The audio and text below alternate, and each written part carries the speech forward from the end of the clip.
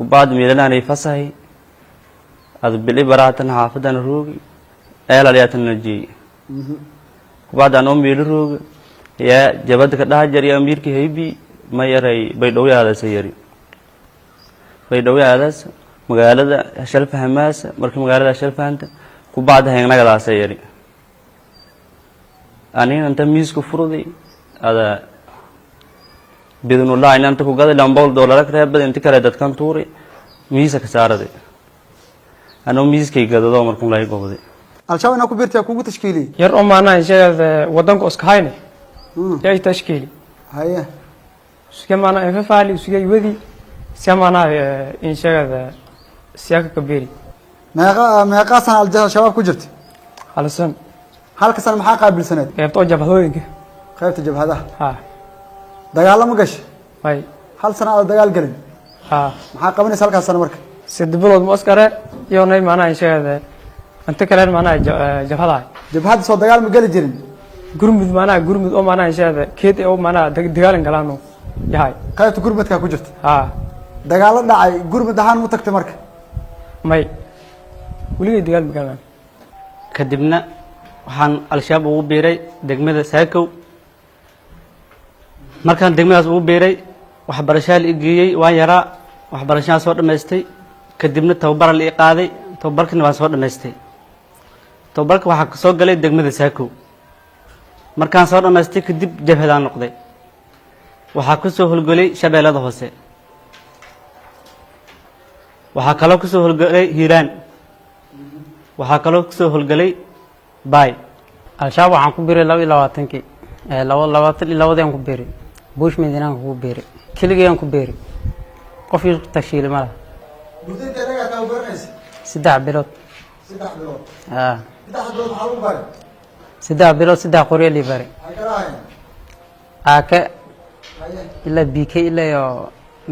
بسوق كذا أنا هاي لكن حد حسوس ما لكن لو بقول حيرة اللي جري شباب ما يبقى كبير إلى وقت نجرو أي بيتشكيلة يركو إيران اسم محمد علي وسون ما يبروج دقمود اللي رو لو وقت نجرو بعد كتار هندد وسي تشكيلة لو وقت نجرو كبيري لو وقت نجرو النوغادي ما يبقى نجي إذا تدبروني ما يبقى نبراينا توبر أو بعنا أنت توبر بينا لك ديرو توبرنا سايا جماعة سايا براتيجي يعني سايا تدبر بيلروني جيكسة مان سيد أيتنا نقادو أسرايتي مركز ما بيني بول سيدين سيجوف يالين نجي أديال كروات أفربولا مالي لقادي بيجيال كروري من نير مدون ياكو مي بلنغو دين ميلو بيلي سيلك تو براي مركورن معنا من نيري ياكو غورك بايلك تو براي ساسا هي مركدم سيديا يبكان يباكو غبوني ميلو يباكو جانسيال سيداك بني أما سيرتا بني ميل لما مدهروني كبعد حافتها قال أنا حافتك جر جاء إذا ما ديو دراويشت وركيه لين أنت شباب مبيديو قادي دراويشت قانتي لك دي ما يبه بيرجع عمد النساء سيدنا تدي شيني ويل محمد علي الله وتشكيله إذا سدي على الشباب من حياته لقط ولا قلي مركز دمه وحالي جاي قبل ماشي اللي قاعد وحالي جاي مقالة ساكو كبعدي وحنا لو قاعدي أما من حياته جود قلني معسكر كأما يبوق وحلا يقانو wuxuuna socday 3 bilood adii 3 bilood bar markuu dhamaadan ciidanka saluu yaqaan waa la hubiyay markana la hubiyay waxa gudaha u galnay inaan howlgalno ama sidii lagu yaqaanay ninka askariga markuu tababarto kaleento tay waxa la geeyay meeshan loo yaqaano shabeellada dhexe adii muddo 2 bilood adii muddo bal bar ay joogeen howlgal say u hayeen ciidanka markaa waxa la dhahay magacooda ciidanka gurmad ka dhaxal dhigi jiray bal bar markay joogeen ciidankii ayagoo sidaas u joogo oo maxay too arbishaadii waxa ka qayb galay ayaa waxa laga soo qaaday isla meeshii shabeellada dhexe waxaana la keenay meeshan loo yaqaano Buulafulay bal markay joogeen haddana waxa loo celshay la geeyay gobolka Hiiraan gaar ahaan meel lagu magacaabo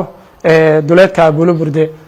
isla markii anoo sidaa ula jiro ayaa waxaan ka qayb galay oo isla goobtaas joogo dhacdadii koowaad aan ka qayb galay ahayd arbishaadnayd magaalada Buulaburde marka lagu weeraray ciidamada dawladda Soomaaliya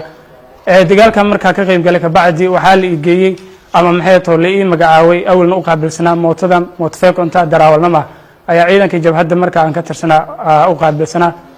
saa u joognay ciidankii markii dambe waa la soo raray waxaan laga soo raray gobolka hiiraan waxaana la keenay mar labaad magaalada buulafulay ee gobolka baay muddo bal ibar ah markay meesha joogeen waxaa la geeyey duleedka degmada diinsoor ee gobolka baay say u joogeen ciidamadii cabaarka bacdi haddana waxaa loo soo celshay isla talaskii ku yaalay ee buulafulay isla markii baryaalka bacdi ciidamadii qaar waxay codsadeen in la fasaxo meeshii ay ku daaheen qaarkood muddo dhowr bilood ay joogeen kabacdina waxay codsadeen in la fasaxo waa loo tixgeliyey codsigoodii qaar baa la fasaxay buulafulaa beeri sanad mi aytan mashaay for ha guri furfur silan furfuro iyo wali bari dablaali bari meelay gooday baydhow ma galay dhisaaka gale dhis oo fuindinama yaa ka gale al-shabaab koo maygaga beeray idaala yaa maygaga jaray dugso mahad halbala meelaka jari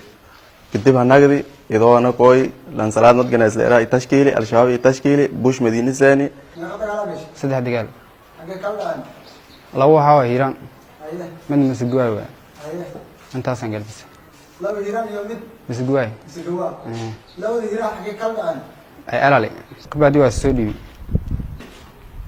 waa dhaws kusoo dhiibi xarun in la ku jira hadda lisoo qabtay hadda shaqahaasi ala dhexdeeda shaqahaasi waxba shaqeeya shabaabka lama wadaagin 3 bilood aan ku jiray tababarkaasi maarta hadaan dhamaysan waa la isoo celiyay doodan mil dhaha la keenay meeshan hubku noo qeybiyay kadib katiiba ay ka maqnay meeshan 8 bilood ilaa 20 bilood noo haayay si ciidanka loo kulmiyo oo mana howlgal looga baxo ka bacd howlgalkan u baxnay mil dhahay kulbiyo Kenya maarta Soomaaliya iyo Kenya hadooda oo dhahoyd oo maleena meeshan nageeyay meeshan ka howlgalnay halkaas dagaalanka soo qayb qaatay waan soo maqnay dooda la iga fasaxay barbaarana aaday cali geedi isaaqna waxa uu ku soo dhaxdhacay kooxdan maadaama uu gabaasiyay wiilku waqtiga u yahay isaaq sheekh cali nuur in aad qarisay oo gacan siisay oo lama amnigana ka qarisay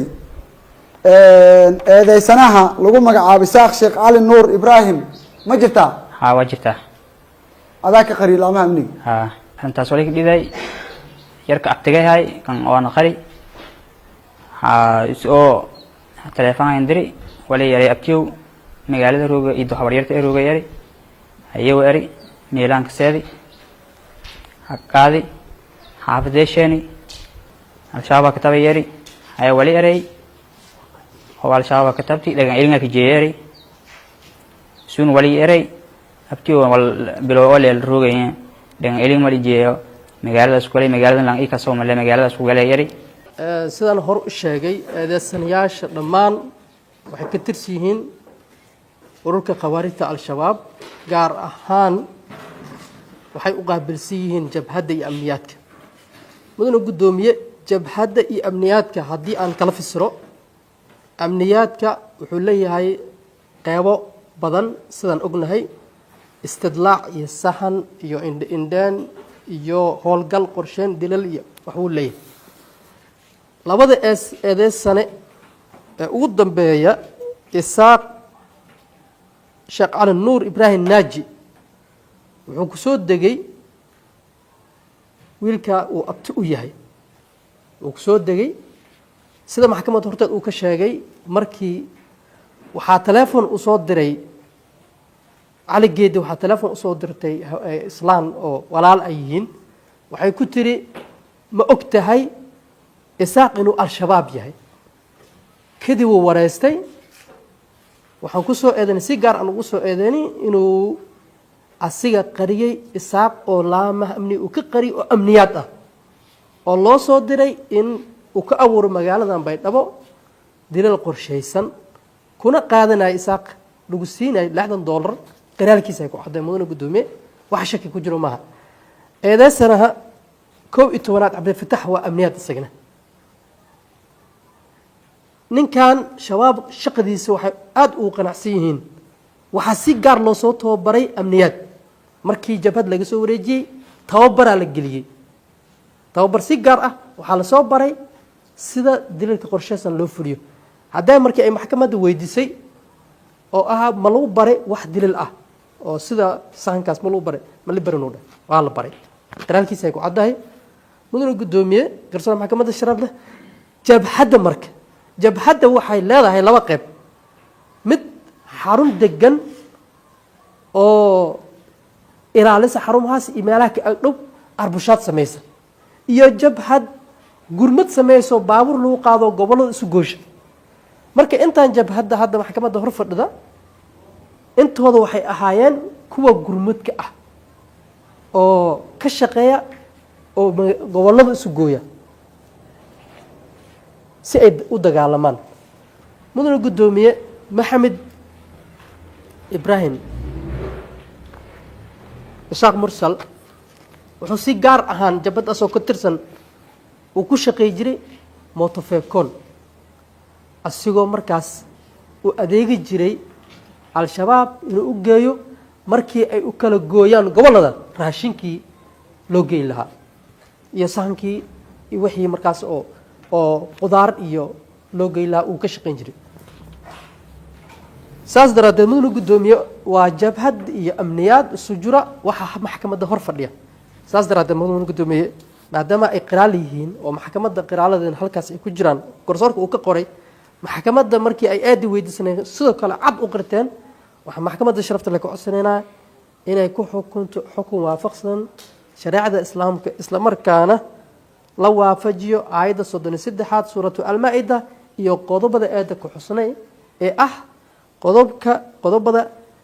xeerka la dagaalanka argagixisada waxa ay qoraayaan in maxkamadda ku xukunto maxkamadda sharafta ay mahadsantahay mudane guddoomiye garsooryaalka gebagabadii la rooga ibraahim maalin kolley lankan koray isu haay waa lan haas dhiibi sida isu sheegi saas oo kale xuseen waa lan 7 maalmood lay haayo maxamed ibraahim saas oo kale lan isuba dadka shabaab has galeen